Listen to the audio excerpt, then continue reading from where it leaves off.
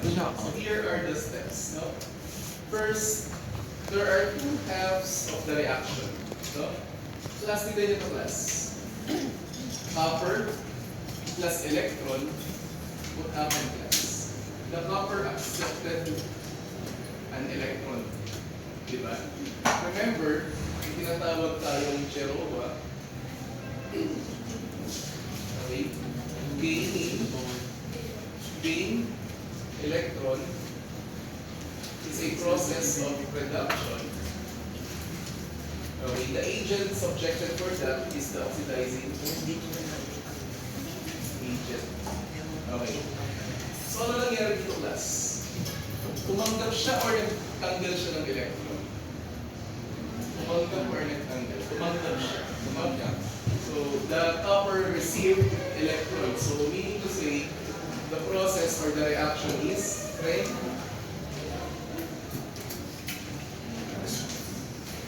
reduction. Okay? Okay. In this case, class, what happened? Iron metal.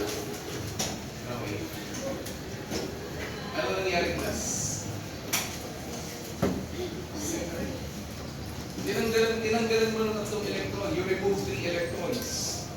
Nagkaroon siya ng charge plus 3 plus. Okay. So was made ion. So natawag na dito. No? No? Class, sa topic na ito may dalawang babae. No?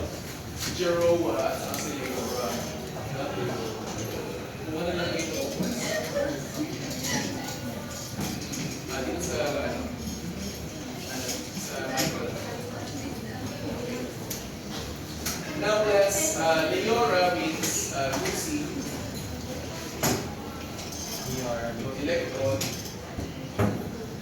Anong process class? Is oxidation. It is the reducing agent. No? Agent. Ayan. So ito naman is what we call oxidation. Class, okay. Remember, no? If there is a reduction, reaction, no? Pasok mo naman yung sige.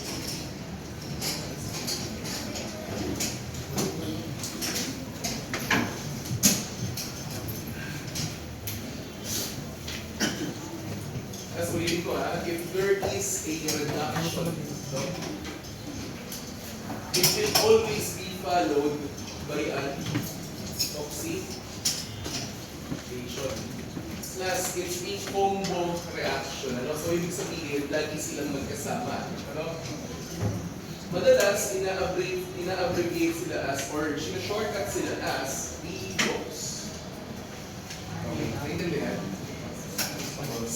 Plus, saan nagkakaroon ng redox class?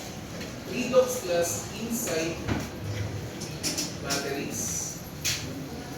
Okay? There's an ongoing redox in that particular system. Okay? Saan pa class? Okay. Metal plating and rusting. Okay. Plus metal plating, if you are electrically, no, plating a metal, hinahayaan nyo siya pakita ng metal, no? Ayan. And then yung rusting, ano ba yung rusting class? Pagkakaroon ng corrosion. Okay. So ito yung reduction, ito yung oxidation. Sa batteries class, it can go reverse. Pwedeng mabaliktad class. Pwedeng hindi laging reduction to oxidation. Pwede siya mabaliktad if there is electricity applied. No? Yun yung nangyayari sa battery. No? Nagkakarga kayo ng kuryente, no? So pupunta siya towards reduction. Then once you consume the battery from reduction to oxidation. Parang ganito class, no?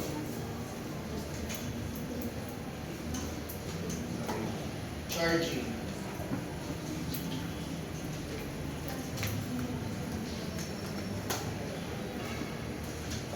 Okay class. When you consume electricity, no, in your battery, no, from reduction to oxidation. If you are charging it, baliktad. Gets ba? Ayun. So yun yung nangyayari sa battery. Ano? Now, in this case, how do we balance a class? Class A note, step number 1, you need to separate the half of the reactions. And then step number 2, no?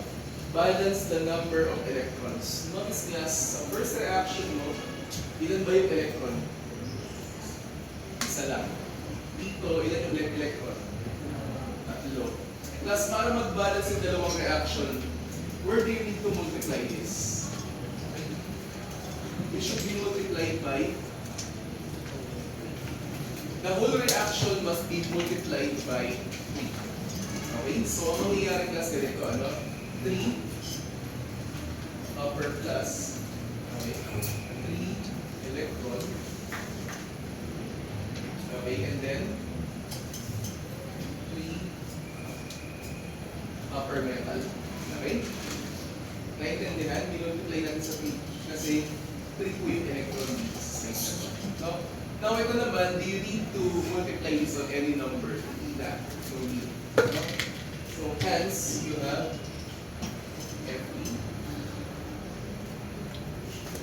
Okay. And then you have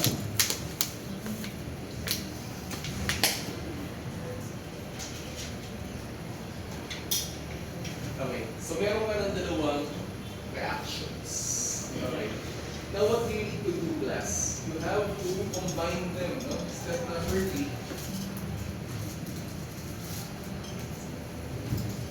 Combine, no? So, paano magpag-combine, class? Take out, class. On this side are the reactants. On this side, reactants. On this side, product. Tapos products. Okay. So, you have to combine all the reactants and all the products. Okay. So, ano bang product natin sa copper? So, you have 3 copper plus, tama? Plus 3 electrons plus Fe. Yes. Okay, and then you'll have, what you'll have? On this side, you'll have Fe. 3 plus 3 copper metal plus 3 plus, okay, yung entity na nandito, no, be it electron, water, or hydrogen, no, you can cancel it sa kabila. Okay? Now, the final balance, no, redox reaction would be 3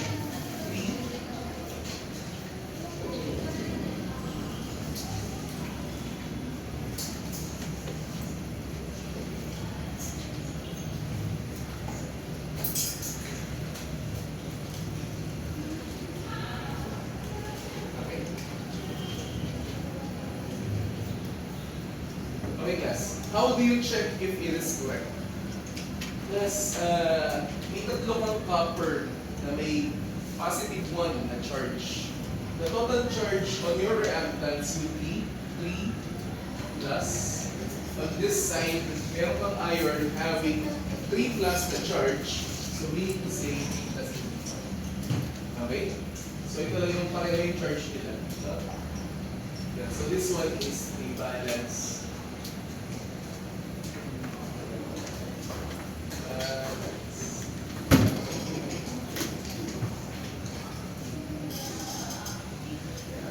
Okay, class, this is how you balance the neutral redox reaction. Mas mahirap ang acidic and basic, which is yung susunod natin pag-uusapan.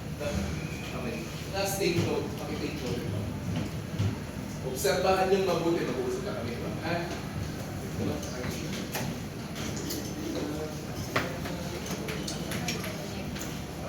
Sige, pag nilayan mo mabuti na, wait, wala ko.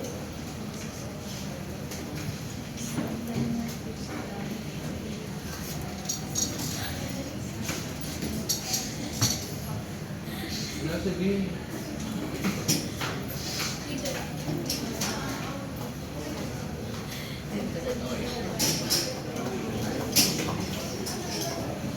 Last, mag-quiz tayo ha.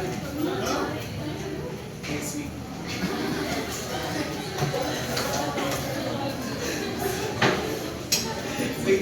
Pag nilagyan ng mabuting class, okay, anong ginawa? Inati mo na yung reaction. Paano mo atiin? Kailangan pares-pares. O, sino ka pares ito? Ito. Sino ka pares ito? Ito. O. Pag yung ion at electron nagsama, anong tawag sa reaction? Reduction. Okay, tumanggap ng electron. Nag-release ng electron. Oxidation. Okay? Pwede ba mag-exist ang reduction ng walang oxidation? Pwede. Marami silang sama. Okay.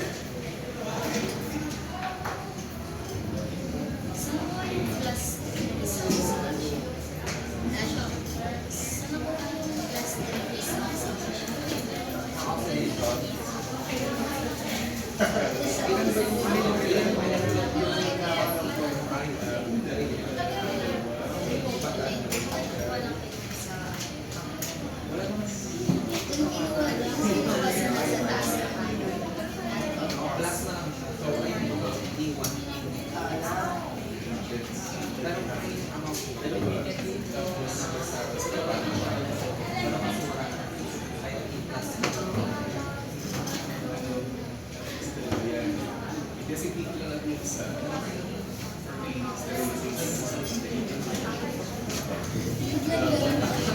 one more.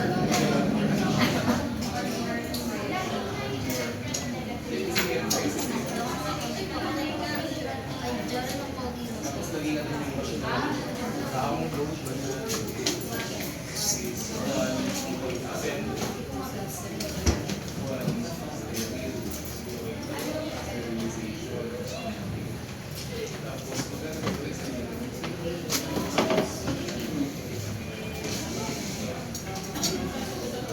bakit? Bakit si Sir? Hindi ba mo maghanap ako ng other source pa? Why si Maya? Kaya nga, ayun nga ginagawa ko.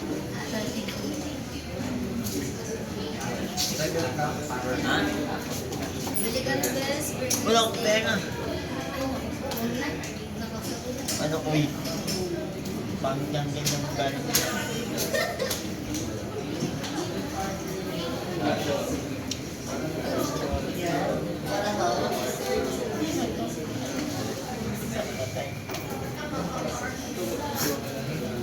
Tingin niya.